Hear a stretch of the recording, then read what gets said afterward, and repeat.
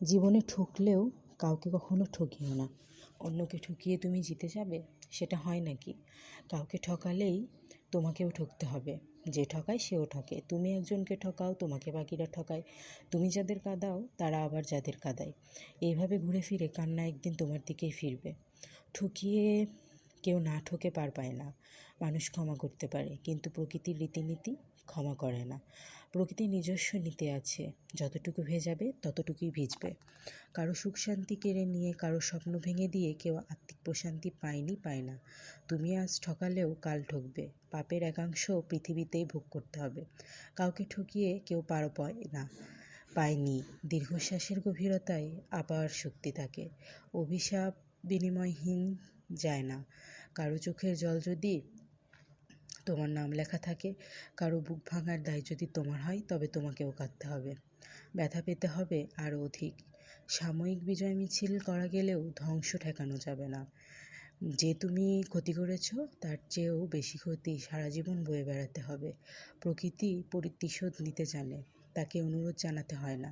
মানুষকে ঠকিও না, কারো বিশ্বাসভঙ্গের কারণ হয়েও না, বারণ করছি।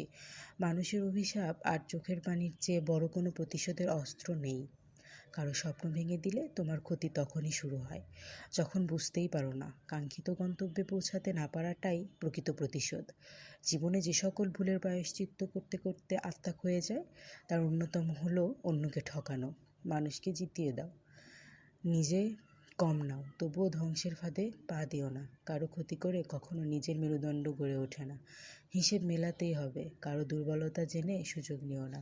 শুধুমাত্র সেই প্রতিশ্রুতি যা রাখতে পারো। মাঝপথে ছেড়ে দিলে হয়তো তুমি গন্তব্যে পৌঁছাবে, কিন্তু যে পথ হারা হলো, সে তোমার পথকে কঠিন করে তুলবে। যে অধিকার হারা হয়, সে প্রাপ্য থেকে বঞ্চিত হয়। তার দীর্ঘশ্বাস কখনো পথভ্রষ্ট, লক্ষ্যভ্রষ্ট হয় না। মানুষের হক নষ্ট করলেও রবও দায় তুলে নেবেন না। মানুষের বিশ্বাসভঙ্গের বড় পাপ আর নেই। স্বপ্ন ও স্বাদ ধ্বংস করার মতো বড় অন্যায়ও নেই। ক্ষমতা পেলে কিংবা সুযোগে গুজে কাউকে ঠকালে প্রকৃতি তার প্রতিশোধ নেবে, অচিরেই, নিশ্চিতভাবে। জীবনের কোনো না কোনো ঘাটে তোমাকে ঠকতেই হবে। এমনভাবে ঠকে যাবে যে মুক্তির আর কোনো পথ খোলা থাকবে না। অতীতের অন্যায়ের জন্য অনুশোচনা করো। যেসব ভুল পেছনে ফেলেছ, সুযোগ থাকলে সেগুলো শুধরে নাও।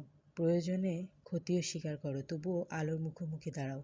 কেউ কারোর জন্য অপরিহার্য নয়, কিন্তু কারো অপূর্ণতায় কেউ যদি শূন্যতা অনুভব করে, তবে সেই ক্ষত সহজে ভরে না। একটা মাত্র জীবন, যে এখানে যদি সুখী না হতে পারো, নিজেকে না জানতে পারো, তবে সমগ্র আয়োজন বিফলে যাবে। তাই নিজে ঠকলেও অন্যকে জিতিয়ে দাও। পরিণামে পুষ্পপল্লব জড়াবেই। কাউকে ঠকালেও সে সামলে উঠবে, কিন্তু প্রতিশোধের ঝাপটা যখন আসবে, তখন হয়তো তুমি সামলাতে পারবে না। কারো দীর্ঘশ্বাস, কারো অনুযোগে নিজের নাম লিখিও না। যতটুকু পারো দাও, কিন্তু অন্যায় করে কারো থেকে নিও না। মন ভেঙো না।